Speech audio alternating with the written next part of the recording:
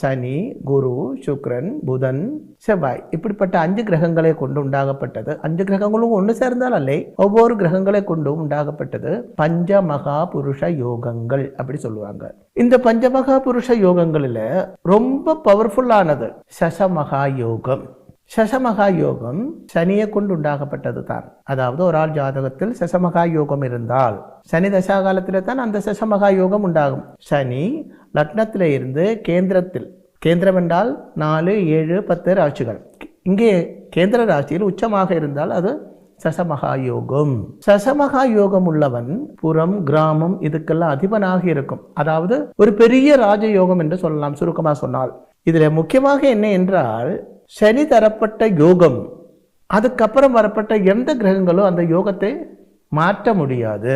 இதுக்கு தான் சனி கொடுத்தால் கெடுப்போன் யார் என்று சொல்லப்படுகிறது.